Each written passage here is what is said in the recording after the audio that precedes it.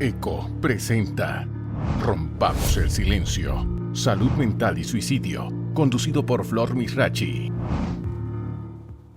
Buenas noches a todos y gracias por acompañarnos hoy. Bienvenidos a este nuevo panel de Rompamos el Silencio. Nuestro objetivo hoy es hablar sin tabúes ni estigmas sobre la salud mental y el suicidio, ahondar en las consecuencias y efectos que ha tenido la pandemia en la salud emocional del país, compartir con ustedes herramientas prácticas para que puedan identificar signos y síntomas de dificultades emocionales en ustedes y en otros y excavar un poquito más en la ansiedad y la depresión. En Panamá se registra un suicidio cada 3 días y 6 intentos por día. Eso es lo registrado, porque por estigma o miedo al que dirán, muchos no lo registran. Nuestro objetivo hoy es que podamos hablar del tema como hablamos del cáncer o de la diabetes, con naturalidad. Tener una enfermedad mental o simplemente sentirse triste, revuelto, abrumado, con cambios de humor, no es malo. Es tan natural como tener cualquier otro dolor de cabeza, de barriga, de espalda. Lo malo es no buscar ayuda. Pero hay que decirlo, tampoco es fácil buscar ayuda en Panamá, empezando porque no tenemos una ley de salud mental. No es que tenemos una legislación obsoleta, es que no tenemos una ley del todo. Así que no hay presupuesto suficiente. Las cifras son muy variables entre entidad y entidad. No hay campañas de prevención ni de docencia, ni tampoco están por escrito los derechos de los pacientes ni las obligaciones de quienes los atienden. ¿Y cómo se traduce eso en el día a día? En que es muy difícil conseguir una cita con profesionales del sector público, porque los hay y son muy buenos, ojo, pero no se dan abasto. Tampoco es fácil conseguir medicamentos, o son muy caros en la privada o no los hay en la pública. Y la situación empeora cuando el paciente ha tenido un intento de suicidio o está en riesgo. Las ambulancias poco llegan porque le dan prioridad a los problemas de salud física y los hospitales están hasta el tope. Los que tienen sala psiquiátrica, que son contados. Es difícil, pero la realidad es que una persona que está mal puede mejorar con la ayuda de otra persona, de una sola persona. Por eso quiero reiterarles que ustedes que nos ven hoy no están solos y recordarles también que hay personas dispuestas a ayudarlos, no importa si tienen enfermedades previas o si simplemente la pandemia los está afectando. Porque en efecto, la pandemia genera ansiedad y genera incertidumbre, no solamente por la salud, no solo por la economía, sino porque no tenemos idea cuánto demorará. Así que de nuevo, no están solos. Le paso la palabra ahora al psiquiatra y terapeuta Rogelio Moreno, que va a hablar del suicidio, ese que todos, absolutamente todos, lo hemos tenido cerca, lo podemos llegar a tener, por más devastador y crudo que suene. Doctor, ¿qué es suicidio? ¿Cómo se origina y cómo entenderlo? Tremenda conducta esta del suicidio que nos impacta a todos, ciertamente. El suicidio es terminar con la vida de uno mismo por motivación y acciones propias. Una forma también de entender el suicidio es contrastarlo con el otro lado del espectro, el homicidio, que es terminar con la vida de alguien más. Ambas conductas, nefastas por cierto, tienen el mismo origen. Y me es útil esta pregunta porque me ayuda a desmistificar un poco el entendimiento que mucha gente tiene que es un desbalance químico, un asunto genético. Y es un asunto emocional cuyo origen está realmente en nuestro entramado social, como un individuo es criado desde su casa hasta los compañeros de escuela, los profesores, y cómo él va tomando de todas estas interacciones la idea de quién es él, cómo son sus emociones y la de los demás. Todos tenemos problemas emocionales, pero no necesariamente nos sentimos avergonzados o culpables de tenerlas, y no necesariamente culpamos o avergonzamos a los demás por nuestros problemas emocionales. Cuando alguna de estas dos cosas ocurre, es que vienen el suicidio y el homicidio. El suicidio entonces es una situación en donde el individuo desde pequeño ha sido vulnerado a lo largo de muchas exposiciones en creer que él es defectuoso, rechazado, que está solo, que no hay quien lo pueda ayudar, que no hay una conexión. Es un tema de vinculación humana. Desafortunadamente hace poco vimos un caso en donde una persona expuesta públicamente no se sintió apoyada por la sociedad, por la justicia panameña y estuvo en un intento suicida justamente porque se sintió abandonada. Los estudios demuestran que son justamente este tipo de sentimientos los que llevan a esta nefasta acción de los seres humanos, el suicidio. Doctor, ¿cómo abordarlo para prevenirlo? En medicina nosotros tenemos 3 formas de abordar una enfermedad. Le llamamos prevención primaria, prevención secundaria y prevención terciaria. Prevención primaria es todas aquellas medidas que podemos hacer para que una enfermedad no aparezca y desaparece sea lo más leve posible. Y es lo que estamos viviendo actualmente con el caso de la vacunación. Estamos tratando de prevenir que aparezca el coronavirus, el COVID. En el caso del suicidio, ya que estamos tan ciertos que nacen problemas en el entramado social, lo que hacemos para prevenirlo es justamente promover salud mental, promover interacciones genuinas, honestas, sólidas, desde que el niño nace. Y eso lo va a llevar a lidiar bien con sus emociones, aun cuando sean complicadas, y no tener la idea de que él es la persona que tiene que pagar las consecuencias de sus agobios emocionales. Prevención secundaria, que es otro abordaje en medicina, es cuando ya la enfermedad te están dando y tenemos que detectarla temprano para evitar que haya consecuencias peores. Es el caso, por ejemplo, de la mamografía o los test que nos hacemos para saber quién tiene el COVID andando y intervenir a tiempo para que no haya una evolución de la enfermedad. En el caso del suicidio, lo que hacemos es que aplicamos pruebas o entrevistas tratando de descubrir a aquellas personas que tienen un estado emocional vulnerable, pero que no es visible todavía, para intervenir a tiempo, reconectarlos socialmente y evitar que entonces el problema evolucione. Y prevención terciaria es cuando en medicina ya abordamos una enfermedad que está andando, que es bastante visible y se hacen medidas entonces para evitar el desenlace final. Cuando una persona tiene coronavirus, por ejemplo, COVID, y ya tose, tiene neumonía y todo lo demás, todas las medidas que se hagan con cualquiera de los medicamentos o hospitalizaciones son medidas terciarias. Entonces, en psiquiatría lo que hacemos ya es una intervención con profesionales como tales, pero lo importante es que en este caso los ojos de toda la sociedad nos pueden ayudar a identificar a los individuos vulnerables que no son tan visibles y a los que son visibles para que otra vez podamos hacer las intervenciones a tiempo y reconectarnos socialmente. Doctor, ¿qué situaciones sociales contribuyen a generar problemas emocionales en la población? A nivel social, cualquier situación que involucre tensión entre personas, como el bullying, como la intolerancia, la xenofobia, los problemas, a veces discursos populistas, clasistas, que lo que hacen es ponernos en contra unos a otros, generan mucha inestabilidad emocional. La corrupción también, cuando falla un sistema que nos debería apoyar a todos y nos sentimos más bien desolados ante lo que estamos viviendo, todo esto genera una turbulencia emocional que puede desencadenar tanto en problemas de violencia hacia los demás, que es el caso del homicidio, o hasta me siento tan desamparado y desolado que no tengo más nada que hacer que acabar con mi propia vida. Así que estas son las situaciones que generan tensión e inestabilidad social. Bueno, vamos a un cambio comercial. Esto es el panel Rompamos el Silencio. No se vayan, ya volvemos.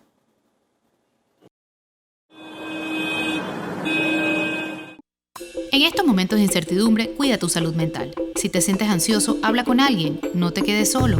Limita tu tiempo de ver noticias. Confía solo en información verificada.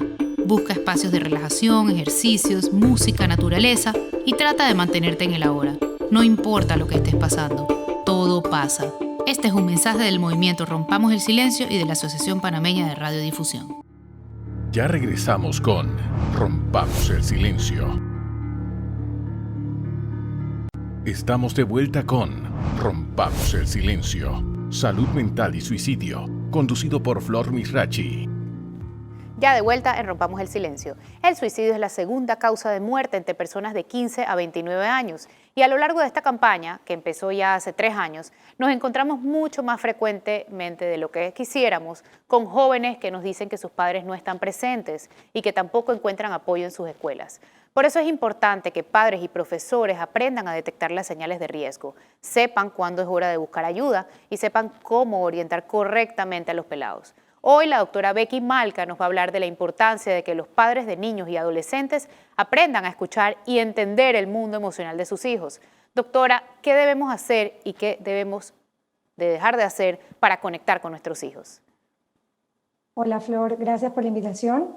Es muy importante que como padres estemos muy conectados con lo que nuestros hijos sienten, piensan, con lo que nos dicen no solamente con las palabras, sino también con su comportamiento, con la forma como se expresan, porque esto nos va a dar mucha información de cómo está su mundo emocional. Para eso es importante poder escucharlos, valorar lo que sienten, lo que están viviendo en este momento y poder identificar cuáles son sus necesidades. No todos nuestros hijos van a tener las mismas inquietudes y las mismas necesidades y por eso es importante que podamos dedicarle tiempo a cada uno de ellos, tratando de descubrir su mundo emocional. De esta manera entonces vamos a poder estar ahí para ellos y poder ser empáticos. ¿Cómo somos empáticos? Respondiendo y reconociendo cuáles son esos sentimientos, poniéndonos en su lugar, valorando lo que están sintiendo y en vez de estar juzgando, criticando o señalando cualquier opinión o cualquier idea que tengan, así no concuerden con la nuestra. No quiere decir que como padres tenemos que pensar igual que ellos o ver las cosas de la misma manera, pero sí tenemos que aprender a escuchar y reconocer cuáles son sus inquietudes, sus necesidades, para poder ir ayudándolos a que también le puedan poner nombre a sus emociones. Las emociones van a ser siempre una guía, una muestra de qué es lo que van a ir experimentando y cómo se relacionan con ellos mismos y con su entorno.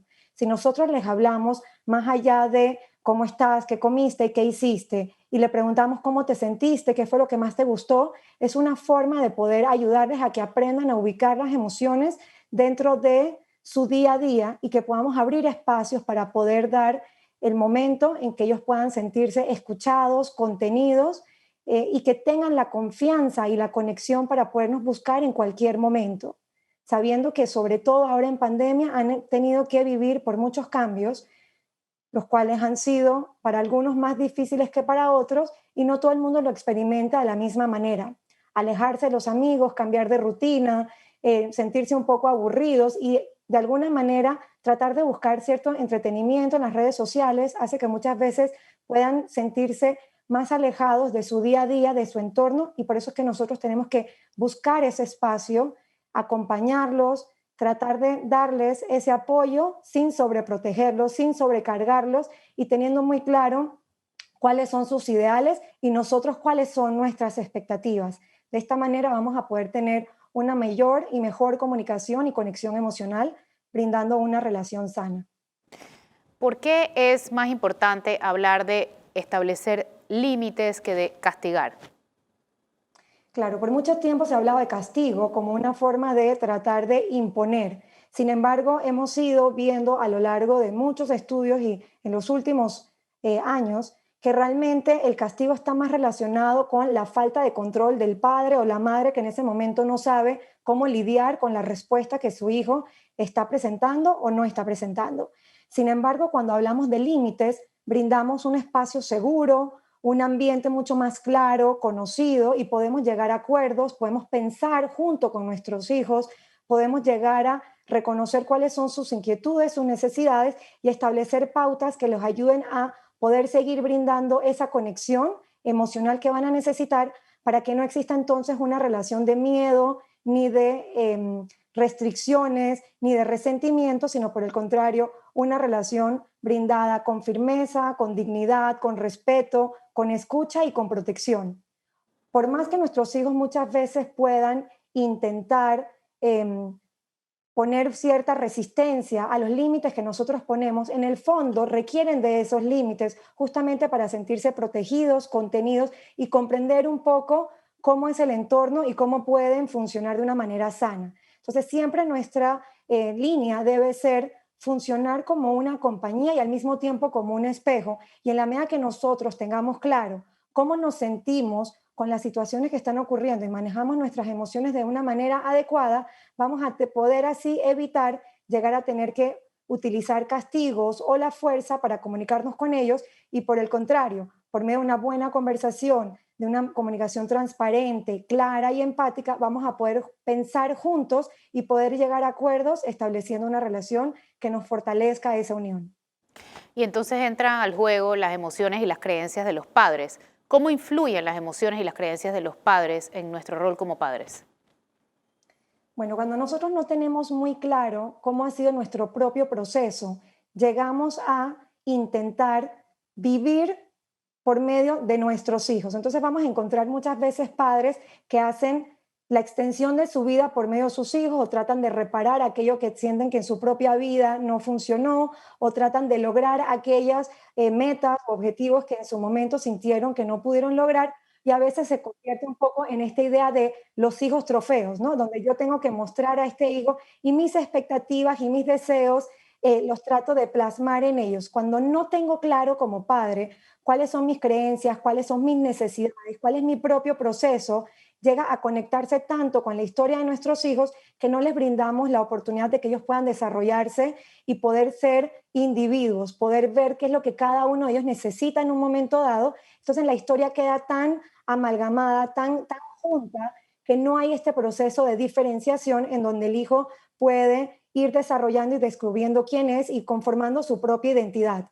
Cuando nosotros tenemos la oportunidad de conocer a nuestros hijos, conocer cuáles son sus inquietudes, sus temores, sus alegrías, aquello que les gusta, tenemos mucha más oportunidad de que le demos el espacio para que pueda crecer de una forma sana y nosotros entonces poder trabajar nuestra propia experiencia sin que sintamos que ellos tienen que darnos ese espacio o quitarles ese espacio para nosotros entonces poder vivir y tratar de resolver aquello que no hemos podido resolver por nuestro propio lado. ¿Y qué impacto tiene la relación con nuestros hijos en la salud mental de ellos? Tiene un gran impacto. Recordemos que nuestros hijos aprenden gran parte por el modelo, así que nosotros siempre vamos a ser un referente, para bien o para mal, en el desarrollo que ellos tengan. Igualmente es importante rescatar que hay una parte biológica que no podemos eliminar.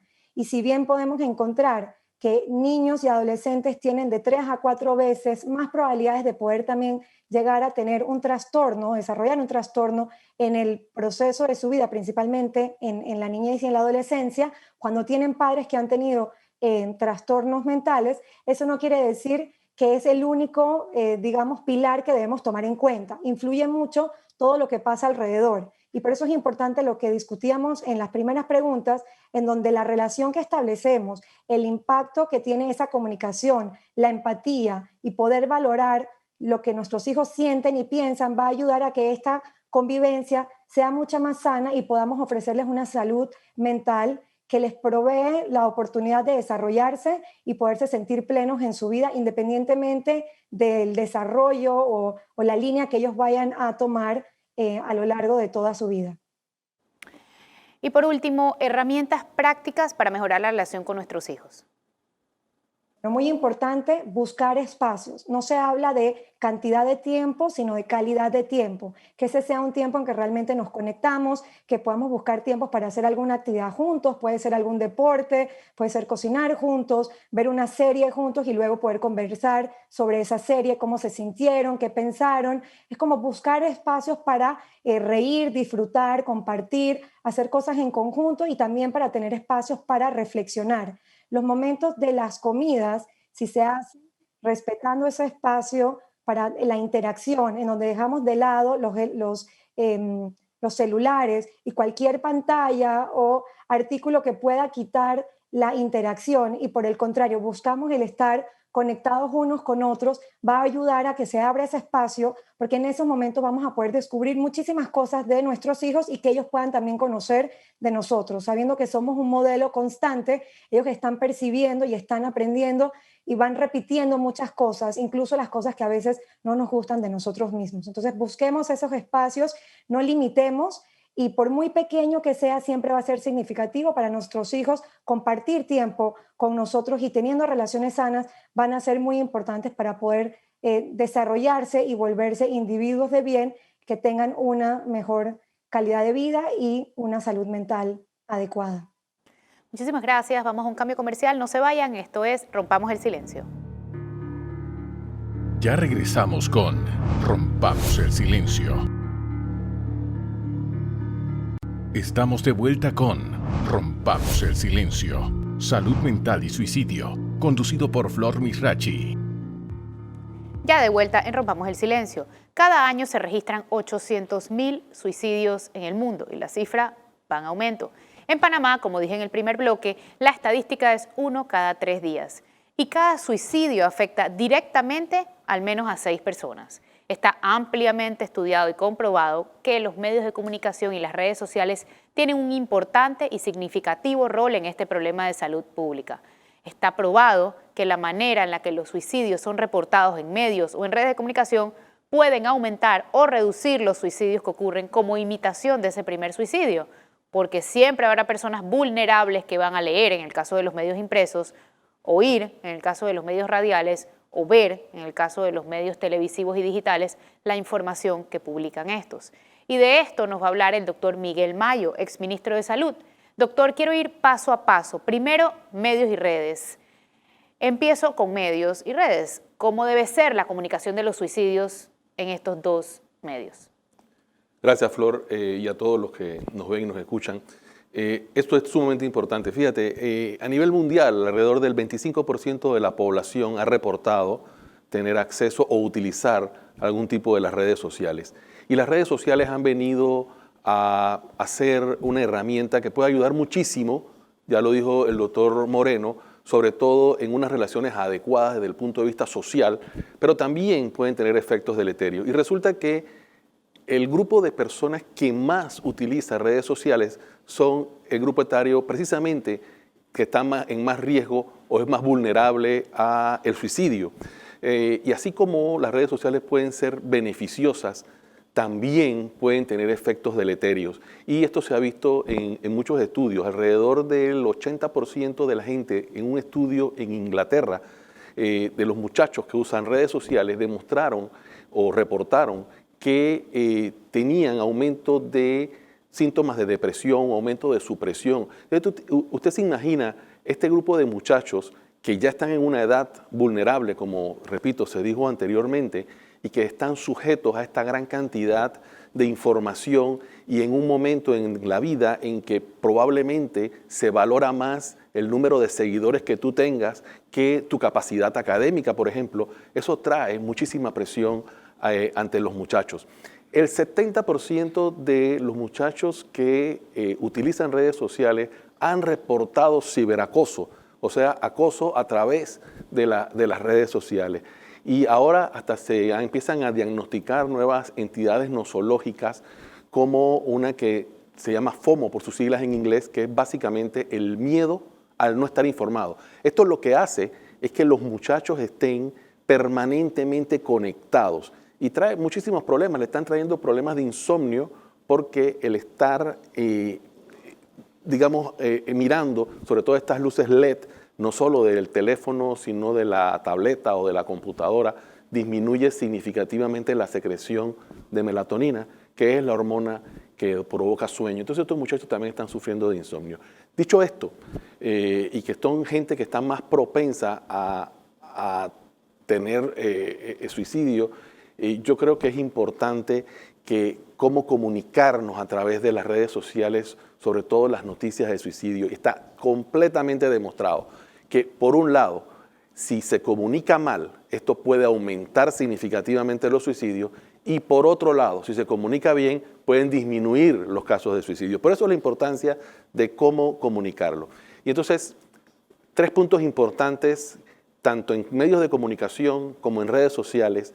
Los suicidios se deben reportar, digamos, con educación. Siempre importante brindar educación adecuada para que la gente entienda que el suicidio, como dijo el doctor Moreno nuevamente, es prevenible. Contrario a lo que mucha gente piensa, es parte de un proceso y no es un evento único. El suicidio pasa por un proceso de ideación suicida, planificación del suicidio, intento suicida y el suicidio en sí. Entonces, el hecho de que sea un proceso nos permite a nosotros intervenir, ya sea como prevención primaria o secundaria, y tratar de evitar el final del proceso. Así que es importante que la población entienda, 1, que es prevenible, y eso hay que decirlo en las noticias. 2, hacer énfasis en cuáles son los factores de riesgo que seguramente se comentarán más adelante aquí, y para que los padres de familia y las amistades reconozcan quiénes son las personas que están y que son vulnerables.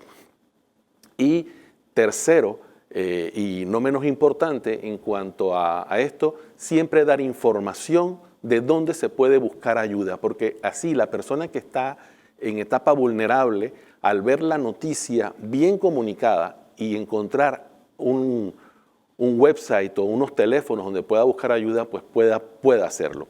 Y por el contrario, ¿qué no hacer en los medios de comunicación? Una noticia de suicidio jamás puede ser de primera plana. Jamás debe repetirse la noticia. No poner ni fotografías ni videos de la misma. Estas son, y mucho menos, y es sumamente importante que la noticia no dé detalles de la metodología que utilizó la persona ni dónde lo hizo, porque vuelvo y repito, recordar que esta noticia la va a ver muchísima gente, algunos de los cuales pueden estar en una situación muy, muy vulnerable y pueden ganar de esta noticia ideas para concluir el proceso por el que está pasando. Y eso tenemos que evitarlo. Siempre la gente que va a informar de suicidio tiene que sopesar la importancia, por un lado, de informar, pero por otro lado, la seguridad de todos sus lectores o oidores o seguidores que están, pues, van a leer esta noticia. Doctor, en este punto es importante reiterar que esto aplica tanto a medios de comunicación formales como a medios digitales, como a redes sociales. O sea, que esto no solamente le aplica a los periodistas, también le aplica a todo tipo de usuarios de las redes sociales. Y en resumen es no dar detalles del método utilizado porque, como bien dijo, da ideas a otros que están pensando en hacer lo mismo. Tampoco detallar por qué lo hizo. Nadie comete suicidio porque le fueron infiel. Eso quizás haya sido un detonante, pero como lo han explicado muy bien en este panel, no es eso lo que provocó. Es un proceso que se viene dando y quizás ese fue el detonante, pero no la única razón. Entonces, por eso es importante no concluir, no llegar a conclusiones. En cuanto a los familiares, hay que pensar también en ellos, porque sí, pones en riesgo a otros que están pensando en hacer lo mismo, pero a la vez afectas a los familiares que están en duelo. Entonces, la idea es reportarlo, pero responsablemente. Cambiando un poquito de tema, doctor, ¿qué consejo le da a los padres con respecto al uso de redes sociales de sus hijos? Habiendo dicho que las redes sociales pueden ser un detonante de problemas de autoestima, sobre todo en jóvenes, y habiendo estudios, hay uno muy interesante también hecho en Gran Bretaña, que reporta que todas las personas que usan redes sociales por 2 horas o más en un día están más propensos a tener una falsa visión de su salud mental y aumento de los síntomas de depresión. Así que los padres de familia lo que tenemos es que estar muy atentos a nuestros hijos, tratar de estar con ellos, de compartir tiempo importante con ellos, explicarle que sí, las redes sociales, además que esto va a aumentar significativamente, seguro van a aparecer nuevas plataformas de redes sociales y que son importantes y que pueden usarse para el bien, pero que no se puede abusar de ellas y que es mucho más importante también hacer deporte fuera de casa, tratar de compartir con otros niños y de socializar. Ojalá podamos pronto también hacerlo en forma presencial, pero son situaciones que nosotros tenemos que entender como padres de familia, que no podemos decidir que porque el niño se porta mal y él lo que quiere es estar en videojuegos y en redes sociales y para que a mí me deje tranquilo, pues yo dejo que siga jugando el tiempo que él desee. Eso no está bien. Tenemos que tener en cuenta todas estas situaciones que estamos conversando en este panel y que creemos que pueden hacer a nuestros hijos más vulnerables y no nos llevemos después, entre comillas, la sorpresa de un hijo o un familiar que está pasando por estos procesos y que, como dijo el doctor Moreno y dijo la doctora Malca también, las relaciones sanas son precisamente lo más importante para tratar de disminuir estos factores de riesgo que tenemos a nuestro alrededor y que muchas veces ni siquiera cuenta nos damos. Doctor, por último, antes de mandar a cambio nuevamente, ¿cómo hacer para controlar la plaga de los fake news y cómo impactan en la salud mental de la población? Yo creo que esto es una responsabilidad absolutamente de todos nosotros, como tú comentaste hace unos minutos, no es solo para los medios de comunicación. Todos los que utilizamos redes sociales tenemos que ser responsables de lo que enviamos. Los fake news son imitaciones de noticias reales, pero diseñadas para causar una hiperreacción en el lector, de manera que hace que el lector tenga reacciones de ira y reacciones de tristeza o de ansiedad, y que hace inclusive que el lector reenvíe inmediatamente esa noticia, entre comillas. Eso precisamente hace que esto se convierta nuevamente entre comillas, en algo viral. Eso quiere decir que se pasa en diferentes grupos, y las noticias estas falsas lo único que hacen es agravar la ansiedad y la incertidumbre de las personas que la leemos, sobre todo en esta época que estamos viviendo de pandemia, donde hay mucha noticia fuera de la ciencia y que hace que gente tome decisiones equivocadas. Y repito, aquí somos responsables todos. Nunca reenvíe algo que a usted no le consta, por un lado. Y por otro lado, a toda la población, que solo lean, sobre todo cuando vamos a informarnos de la enfermedad de COVID, en este caso en particular, leamos solo los sitios de ciencia y los responsables de la salud de cada uno de nuestros países, para evitar enfermarnos por tratar de informarnos. Muy importante buscar información solamente verificada. Vamos a un nuevo cambio, no se vayan, esto es Rompamos el Silencio.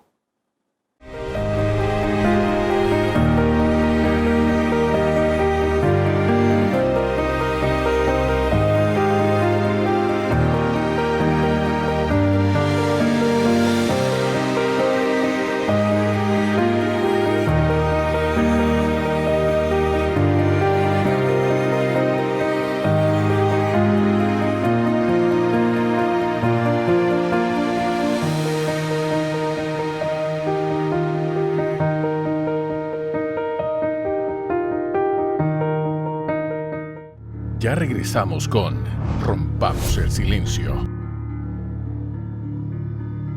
Estamos de vuelta con Rompamos el Silencio. Salud mental y suicidio. Conducido por Flor Misrachi. Ya estamos de vuelta en este nuevo panel de Rompamos el Silencio y ahora quiero pasarle la palabra al pediatra Pedro Vargas, que nos va a hablar de los riesgos del aislamiento y la infección pandémica en los adolescentes, así como del necesario retorno a clases. Y llevado entonces a la práctica, ¿qué hacer? Doctor, ¿qué riesgos tiene el aislamiento social para el adolescente? Mira, es muy importante conocer qué es la adolescencia y el adolescente para poder darse uno cuenta de esto. Realmente el adolescente está alambrado biológicamente para el riesgo y para el aprendizaje social. Y eso es obvio con los cambios que se producen a nivel de la estructura y de la función cerebral durante los primeros 24, 25 o 27 años de edad. Desde la disminución de la sustancia gris y el adelgazamiento de la corteza cerebral con el aumento de la sustancia blanca, todo lo que lleva a un comportamiento muy diferente. En la adolescencia, el adolescente se confronta con su identidad, confronta a los mayores, ya tiene un mayor grado de sofisticación cognitiva y comienza a hacer exploración tanto sexual como exploración del peligro, de las áreas de peligro. O sea, tiene que tomar riesgos. Parte de la búsqueda vocacional que definitivamente está allí y que también se ve afectada ahora con lo de la pandemia, él desarrolla habilidades psicosociales nuevas durante esta etapa de su vida. De tal forma que la cuarentena no es la que molesta al adolescente, es el aislamiento. Y allí los riesgos son de psicosociales como son por adicción.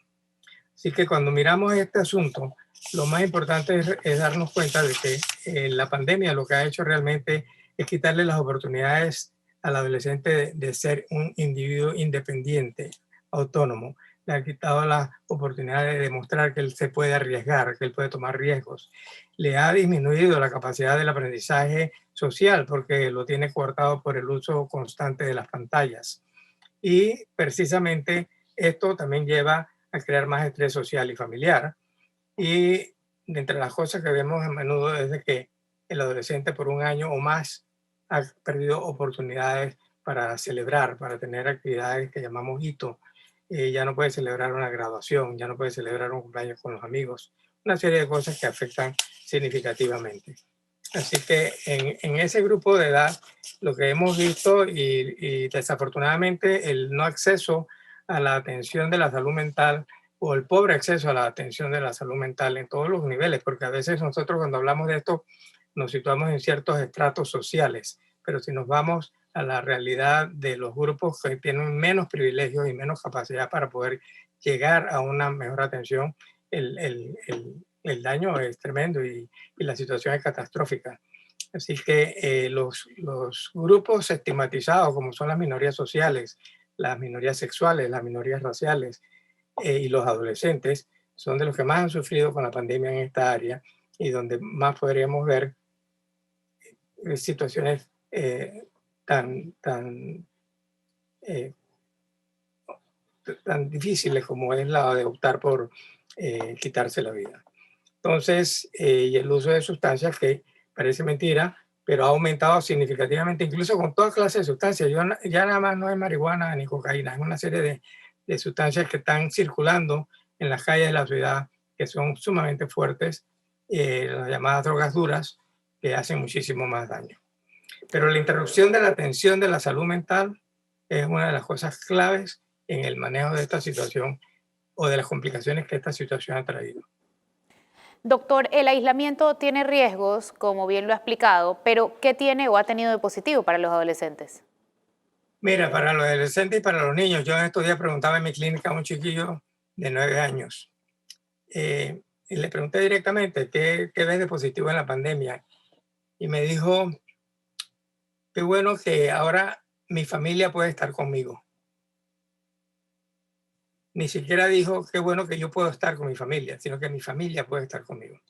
Creo que ese aspecto es muy importante y que debió haberse explorado y se debe seguir explorando, y es de hacer precisamente del ambiente familiar uno que sea nutra a las relaciones entre todos y a darse cuenta de la preocupación que cada uno tiene por el otro o de la celebración que cada uno tiene por el otro. Para mí eso es una de las cosas más importantes de la pandemia. No tener la necesidad de tener que salir o no la necesidad pero no poder hacerlo, pero aprovechar estar en familia y aprovechar para otra serie de actividades como son la lectura, por ejemplo, o desarrollar un hobby dentro de las posibilidades. Y como mencionó el doctor Mayo, abrirse un poco hasta donde sea posible a actividades deportivas, por ejemplo. Doctor, usted ve a niños todos los días en su consulta. Sus consideraciones del regreso a clases. Esto es algo bien controversial. Hay una serie de cosas que yo las veo como contradictorias o inapropiadamente colocadas. Por ejemplo, es cierto que los niños aparentemente enferman menos seriamente, pero cuando se enferman seriamente se pueden morir. Y es cierto también que se mueren mucho menos. Entonces los niños sí se pueden infectar, los niños sí se pueden enfermar. También es cierto que las escuelas en otras latitudes han abierto y han tenido resultados descritos como favorables. También es cierto de que la escuela no es el sitio que aumenta las estadísticas de enfermedad y de muerte por COVID. Pero esto no quiere decir que no existan y que no estén allí. Yo incluso me atrevo a pensar muchas veces, porque ahora la información es reciente y nueva, de que cuando se han tenido las escuelas cerradas, pues no podemos decir que ellas han contribuido a la morbilidad y la mortalidad de COVID en Panamá. El problema esencial es que nosotros no podemos exponer la salud de nadie y de los niños menos por puras presiones sociales, económicas, financieras o de otro tipo. Primero, asegurarnos de que la salud se protege y luego entonces que se protege la educación, que es muy importante. La salud mental de los niños no se va a corregir abriendo las escuelas. La salud mental de los niños se va a arreglar desde otros aspectos más amplios. La educación es importante y definitivamente que ha sido muy chueca porque la educación por redes o la educación por pantalla no le llega a todo el mundo en Panamá. Entonces, lo que tiene que hacer el gobierno y lo que tienen que hacer las autoridades es realmente poner todo su esfuerzo para que las condiciones de las escuelas sean tal de que se le ofrece apertura con seguridad para la salud de los niños. Y hay muchas escuelas que lo pueden hacer, pero hay otras que no. Desafortunadamente, son importantes también numéricamente. Doctor, ¿cuáles serían las consideraciones más importantes para abrir las escuelas? Yo creo que las consideraciones más importantes para abrir las escuelas son precisamente poder mantener las medidas de higiene, que haya posibilidades de tener agua para el lavado de las manos. Yo le oí esta mañana a alguien que decía que es suficiente con tener gel alcoholado. No, señor, el gel alcoholado tampoco es lo de los niños. El gel alcoholado puede ser de los adultos, pero no de los niños. Los niños necesitan agua y jabón. Los niños necesitan probablemente espacio y buena ventilación en el sitio donde van a estar. Ahora sabemos que probablemente no se requieren 2 metros de distanciamiento, probablemente 1 metro es suficiente, pero tiene que haber espacio para ellos. Y el uso de la máscara va a variar dependiendo de la edad de los chiquillos y de las actividades de los chiquillos. Los profesores lo deben hacer. Y en esta área creo yo que definitivamente se debe reforzar la idea de que los adultos de las escuelas deben estar vacunados. Algo se nos olvida casi siempre y es de que es la situación de la enfermedad o de la infección en la comunidad la que realmente debe gobernar cómo manejamos las otras actividades de la sociedad y no solamente la de un lugar en particular. Es tremendamente incómodo entender que es mejor tener las escuelas cerradas pero tener los bares abiertos. Tremendamente incómodo ver que hay que abrir los restaurantes pero hay que tener las escuelas cerradas. Tremendamente incómodo que se puede ir a las iglesias y no se puede ir a las escuelas. Bueno, allí es donde hay que hacer el esfuerzo, pero hay que facilitarlo de tal forma que la salud de los niños se proteja todo el tiempo. Muchísimas gracias, doctor. Vamos a un nuevo cambio. No se vayan. Esto es Rompamos el Silencio. Ya regresamos con Rompamos el Silencio. Estamos de vuelta con Rompamos el Silencio. Salud mental y suicidio. Conducido por Flor Misrachi. Ya de vuelta en Rompamos el Silencio y ahora le quiero pasar la palabra a Xavier Sáenz Llorens, que en el último año ha sido más consultado como infectólogo, pero desde siempre es investigador y escritor, y por eso es parte clave de Rompamos el Silencio desde el 2018. Hoy, el doctor Sáenz Llorens nos hablará de las afectaciones de la pandemia en la salud mental de la población. Doctor, arranco con el paciente. ¿Qué tipo de afectaciones hay en la salud mental del paciente con COVID? Bueno, evidentemente yo no soy experto en temas de salud mental, pero he tenido que lidiar mucho con todos los trastornos asociados no solamente a la pandemia de este virus, sino también a todas las medidas de mitigación y restricción de libertades y confinamiento que ha acontecido pues, en todos los países del mundo para contener la propagación del virus. Y se han hecho una gran cantidad de estudios, algunos muy recientes, que han indicado que las personas que han tenido COVID, aproximadamente un 30% de ellas experimentan secuelas, manifestaciones neuropsiquiátricas en los meses subsecuentes. De hecho, hay un estudio muy reciente, cientos de miles de pacientes estudiados, que nos da claramente pistas sobre estos trastornos: ansiedad, depresión, pérdida del humor, pérdida de la concentración, pesadillas, estrés postraumático, etc. Aumento, por ejemplo, en el consumo de estupefacientes, de alcohol. Y esto ha conllevado a manifestaciones importantes en la salud posterior a haber padecido COVID. Y los cambios estos o los trastornos estos han sido mucho más frecuentes en personas que han tenido COVID más severo, que han estado hospitalizados o que han estado en unidades de cuidados intensivos. Ahí la frecuencia de manifestaciones neuropsiquiátricas incluso puede superar hasta el 40%.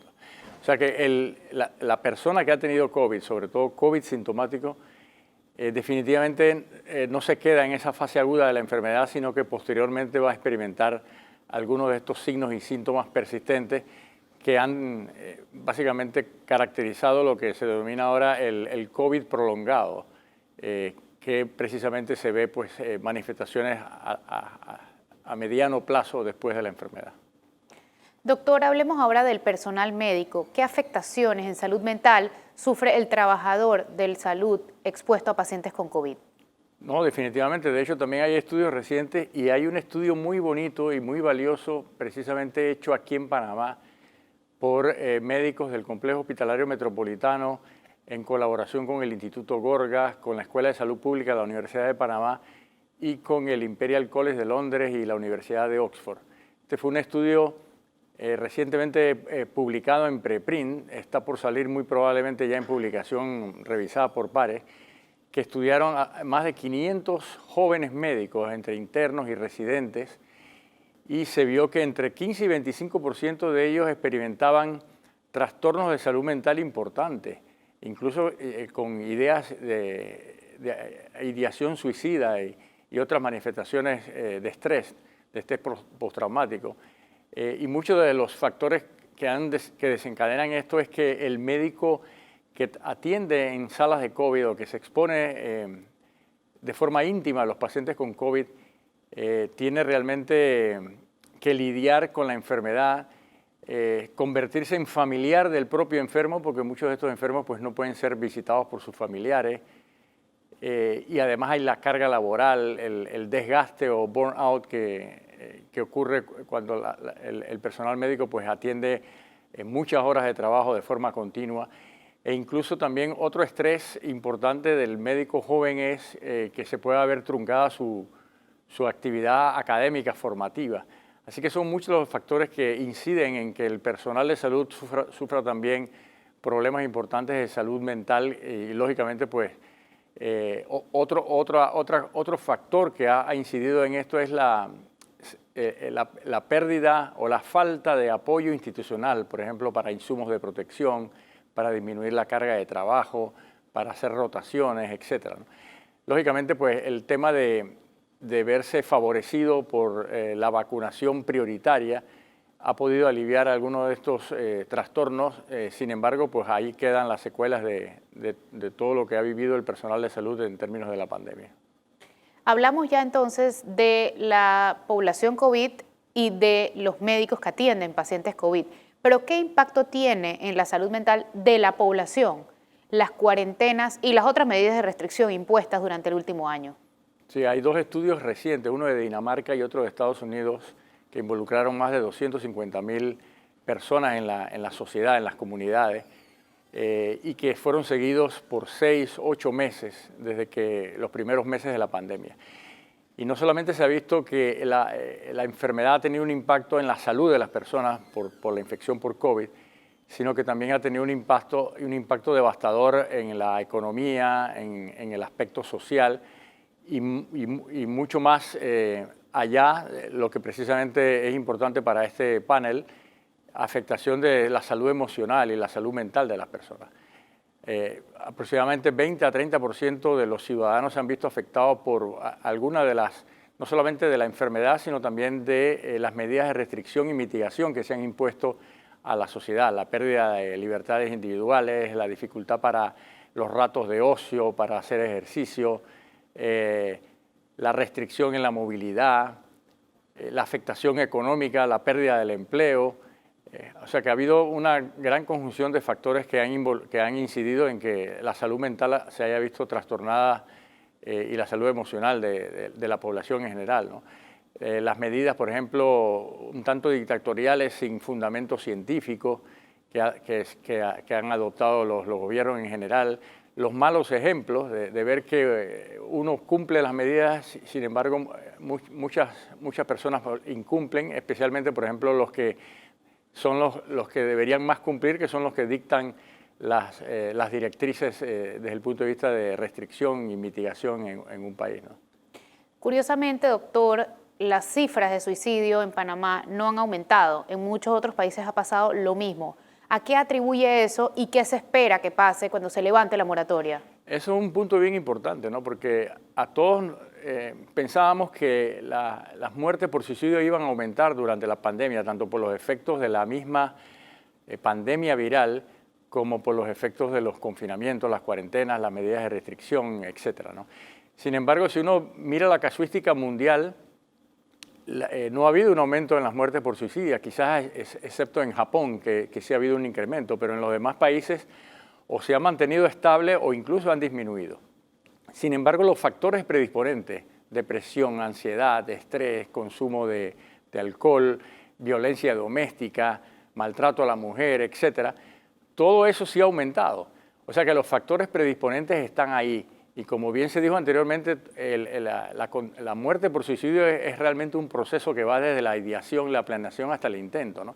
Así que mientras estén esos factores predisponentes y que se hayan exacerbado durante este año de pandemia, es muy probable, y eso piensa la comunidad de expertos en salud mental, que eventualmente cuando empecemos a salir de la pandemia, ya sea a finales de este año o en el 2022, nosotros empecemos a ver las secuelas en términos de mayor cantidad de muertes por suicidio de todo lo que se ha vivido durante la pandemia.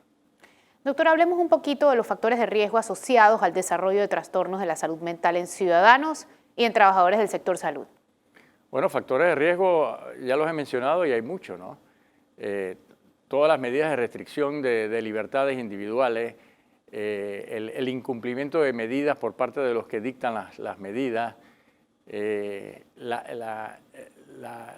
no poder haber realizado actividades de ocio, de ejercicio, estar sometidos a un confinamiento riguroso, prolongado, ver morir a mucha gente, incluyendo los propios familiares. Todo eso realmente ha repercutido en todos estos síntomas de afectación de la salud mental. La afectación económica tremenda, el desempleo, lógicamente también ha incidido tremendamente. Así que todos estos factores de riesgo en suma son aditivos a la hora de inducir pues, alteraciones en la salud mental y emocional de las personas. Y por último, doctor, ¿cómo lidiar con todo esto que nos está diciendo? ¿Cuáles son los métodos de prevención de estos trastornos? Bueno, ya se han mencionado, ¿no? Es básicamente educación, tener servicios de atención de salud mental activos y abundantes. Ahora se estila mucho, sobre todo en la pandemia, las actividades de telepsiquiatría, telepsicología, que han sido fundamentales porque las personas básicamente están confinadas y lógicamente pues los profesionales de la salud tampoco tienen muchas veces acceso a atender en sus clínicas de forma personal, ¿no? Así que educación, tener sistemas de salud pública, sistemas de salud mental eficientes y de acceso fácil para todas las personas son fundamentales. Que las medidas de mitigación, de restricción sean coherentes con lo que se está viviendo en el país y que haya un apoyo económico del gobierno, sobre todo para las personas que han sido impactadas severamente en la condición socioeconómica, ¿no? Muchísimas gracias, doctor. Vamos a un nuevo cambio comercial. No se vayan. Esto es Rompamos el Silencio. Describir cómo murió una persona, concluir por qué lo hizo o publicar una foto no solo es innecesario, sino peligroso para otras personas en riesgo. Y también aumenta el dolor de los familiares sobrevivientes. Está en manos de todos reducir estos casos. Recuerda, el suicidio es prevenible. Este es un mensaje del movimiento Rompamos el Silencio y de la Asociación Panameña de Radiodifusión. Ya regresamos con Rompamos el Silencio. Estamos de vuelta con Rompamos el Silencio. Salud mental y suicidio. Conducido por Flor Misrachi. Bienvenidos de nuevo a Rompamos el Silencio. En este bloque, la doctora Vali Maduro nos va a enseñar a reconocer y responder al riesgo suicida. Muchas veces el que necesita la ayuda no sabe pedirla, pero no menos veces nos piden ayuda a gritos y no sabemos escuchar. Doctora, mucha gente piensa que si habla de suicidio le despierta la idea al otro. ¿Por qué hablar del suicidio no es peligroso? Bueno, primero que todo porque hablar del suicidio lo que hace es abrir el espacio, primordialmente. Cuando la persona se siente mal, ¿verdad? Y debido a que hay todo un tabú y muchos prejuicios acerca del tema, la persona se retira y entonces comienza a alimentarse, retroalimentarse negativamente de repente pensamientos de que no sirve para nada, de que no le importa a nadie, de que está sola. Cuando esta persona, ¿verdad?, se queda sola con sus pensamientos, entonces se va agravando su situación. Hablar sobre el tema del suicidio es beneficioso porque la persona va a poder desahogarse, va a poder aclarar sus pensamientos, ¿verdad? Y va a poder interactuar con otra persona que le va a dar de repente herramientas que no tenía en su mente en el momento de sentirse mal. Quiero destacar 3 estudios acerca de si hablar sobre el suicidio es peligroso o no es peligroso. 2 en los Estados Unidos y 1 en Inglaterra. La primera investigación que se hizo, el primer estudio que se hizo, se planteó que le preguntaban a las personas y le hacían charlas sobre el tema y comenzaban a evaluar a los estudiantes que se les dieron charlas y le abrieron el espacio y a los estudiantes que no recibieron esta información. Y los resultados indicaron que no había un mayor riesgo en aquellas personas que recibían información o que se hablaba del tema. El segundo estudio se hizo haciendo evaluaciones constantes sobre el riesgo suicida. Y también los resultados indicaron que no había mayor riesgo en las personas que habían sido evaluadas varias veces.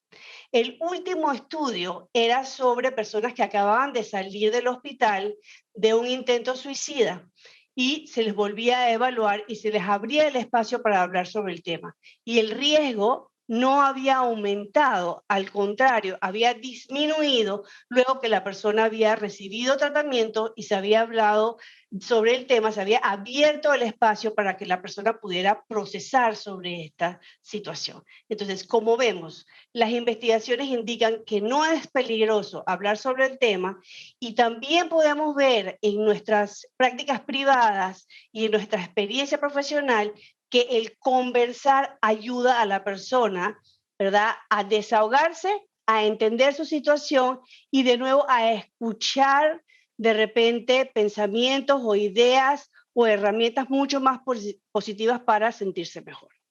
Doctora, ya nos ha quedado claro que el suicidio es prevenible, no es predecible, pero sí es prevenible. Pero, ¿cómo puede ser prevenible si la gente no ve el riesgo? Sí, Flor, lastimosamente la mayoría de las personas no conoce sobre salud mental, no conoce sobre los síntomas o los signos de riesgo de las personas. Yo sé que llevamos varios años en esta campaña, en esta iniciativa de Rompamos el Silencio, pero todavía muchísima parte de la población no tiene conocimiento sobre salud mental. Ese es uno de los primeros obstáculos. Lo segundo es que muchísimas veces nos quedamos solamente en la conducta que observamos y no en lo que hay detrás de la conducta. Toda conducta es resultado de los procesos mentales. ¿Qué quiere decir de los procesos mentales? De pensamientos, creencias, emociones, entre algunos otros, ¿verdad? Si yo creo que yo estoy sola, si yo creo que yo no sirvo para nada, si yo creo que no importa si yo estoy aquí o no, eso va a influenciar muchísimo de qué conductas yo voy a tomar o qué decisiones yo voy a tomar, ¿sí? Cuando ustedes estén frente a una persona, miren más allá de su conducta y traten de entender qué causa ese actuar de esa persona. La otra dificultad, Flor, y todas las personas que nos están viendo esta noche, la otra dificultad que hace difícil el reconocer las señales de riesgo es el miedo. Muchas veces nos defendemos de saber la información.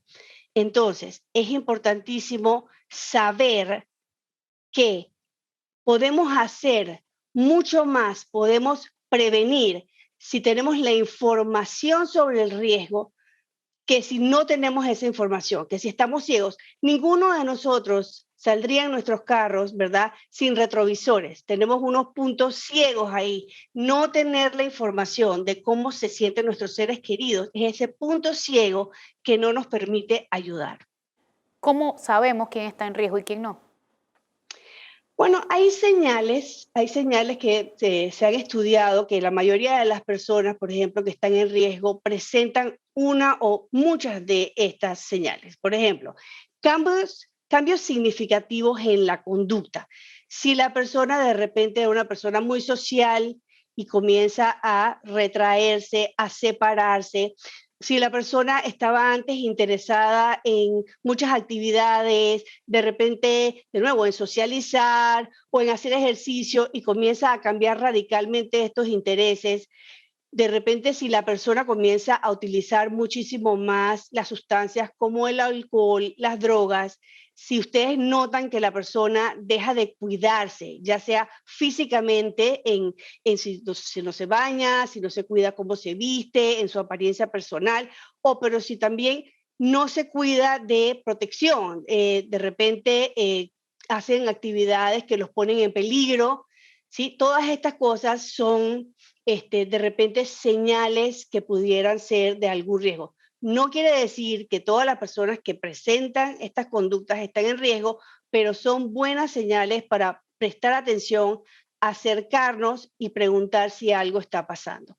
Hay otras señales que son mucho más importantes, por ejemplo, cuando la persona ya ha hecho un intento suicida, ¿sí? Cuando la persona de repente se despide, cuando la persona comienza a apartarse, todas estas cosas la hacen ponerse en un riesgo más importante, porque entonces la persona quizás ya puede tener un plan de método y también de repente una fecha de cuándo va a hacerlo. Necesitamos actuar mucho más rápidamente y acercarnos y hacer una evaluación de esta persona para saber qué nivel de riesgo pueda tener.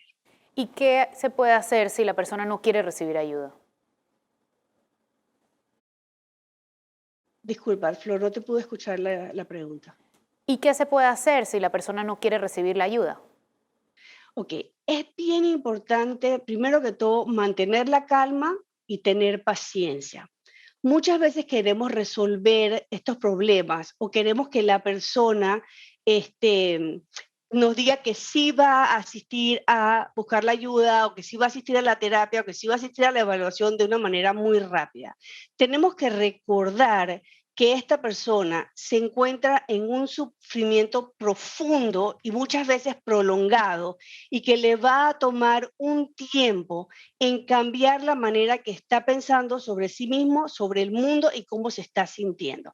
Entonces, necesitamos mantener la calma y tener paciencia, ¿verdad? Primero que todo, abrir el espacio para que la persona nos pueda comunicar por qué se siente de la manera que se sienta o por qué está pensando lo que está pensando. A veces somos muy rápidos a dar consejos y no, de repente nos mantenemos un poco más calmados y escuchamos lo que la persona nos está diciendo. Cuando la persona se desahoga, ¿sí? También se escucha.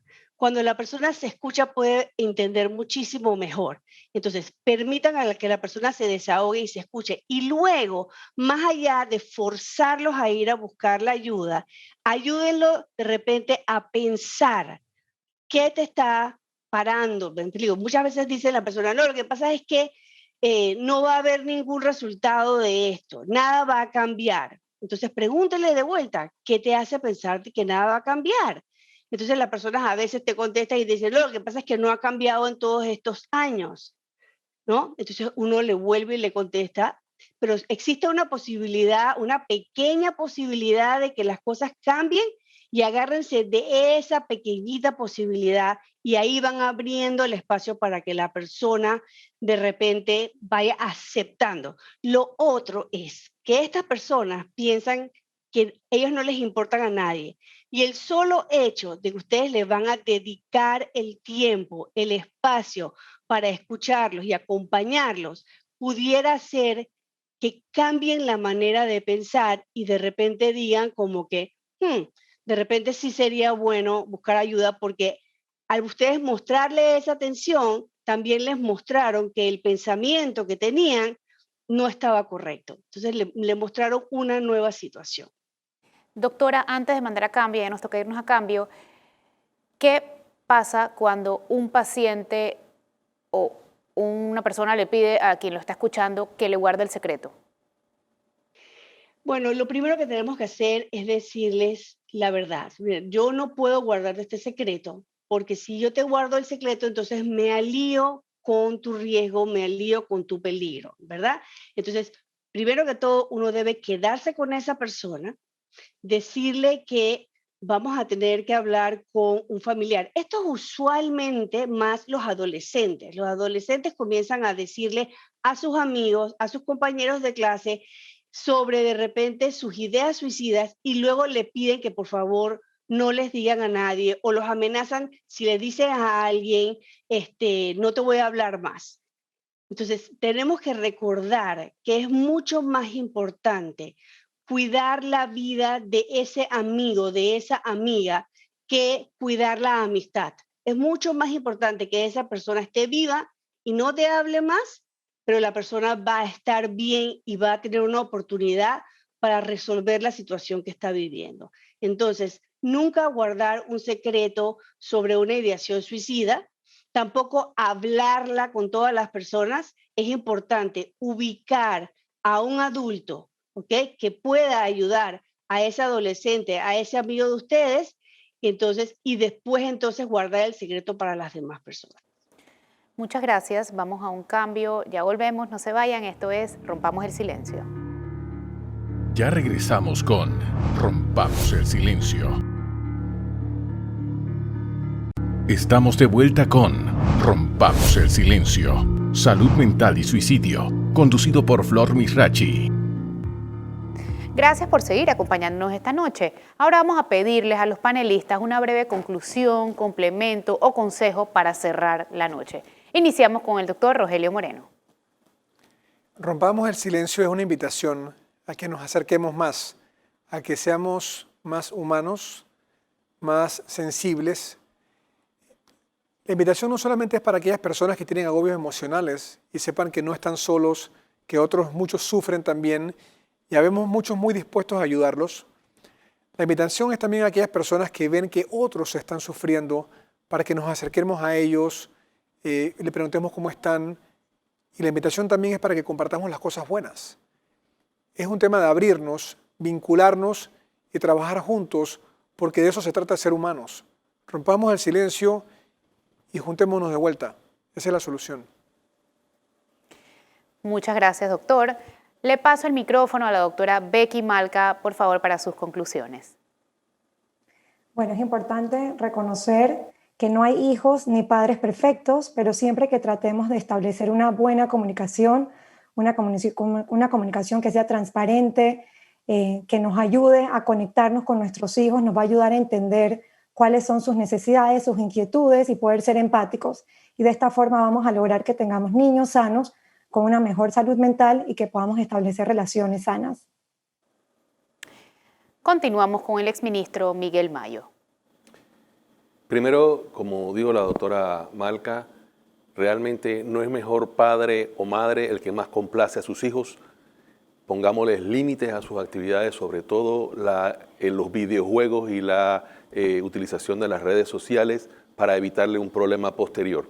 Y por otro lado, todos seamos muy responsables al utilizar las redes sociales y evitemos estar reenviando noticias o noticias falsas que no hayamos comprobado. Utilicemos de forma responsable las redes sociales y que son muy buenas y que podemos usarlas para educar a la gente. Gracias, doctor. ¿Qué nos puede decir el doctor Pedro Vargas? La pandemia desafortunadamente ha desnudado de forma cruenta la disparidad en la salud y la disparidad en la educación de nuestras poblaciones, todo un conjunto del gran y serio problema que se describe desde hace tiempo sobre la equidad. Yo creo que es el momento para que la sociedad como tal contribuya en favor de solucionar estas diferencias y que no se usen como excusas situaciones o falencias que vienen trayéndose desde mucho tiempo atrás. La solidaridad, la preocupación por el otro son los elementos que nos deben llevar a un mejor desempeño y que todos los niños tengan la misma oportunidad de bienestar para que el futuro del país sea prometedor. Muchas gracias, doctor Vargas. Es su turno, doctor Xavier Sanllorens. Bueno, mi consejo en este año pandémico es que nos vacunemos. Todos hemos sido afectados por la pandemia de una u otra forma, seguramente unos más que otros, pero todos juntos vamos a salir de esto y si nos vacunamos vamos a salir más temprano que tarde. Ya Israel nos está marcando el camino de volver a la normalidad y el gobierno ha apostado por 2 vacunas de excelente calidad y de muy pocos eventos adversos serios. Así que vacunémonos todos y seguramente pues nos vamos a poder reunir más pronto de lo que pensamos. Gracias, doctor. Y por último cerramos con la doctora Vali Maduro este periodo de conclusiones. Sí, fíjate, la mejor prevención es la que se hace cuando estamos calmados. No esperemos hasta que las personas o nosotros mismos estemos alterados. Una herramienta importantísima de prevención se llama el plan de seguridad. Siéntense y traten de contestarse las siguientes preguntas. ¿Qué cosas me alteran? ¿Qué siento cuando estoy alterada o alterado? ¿Verdad? ¿Qué cosas me ayudan o qué cosas me han ayudado anteriormente para calmarme? Escríbanse una carta cuando están tranquilos, para cuando estén alterados y sintiéndose mal y con pensamientos negativos y deseos de morirse, para que puedan leerlo en ese momento. ¿Sí? Pregúntense, ¿qué cosas me mantienen y me han mantenido viva o vivo hasta este momento? ¿Sí?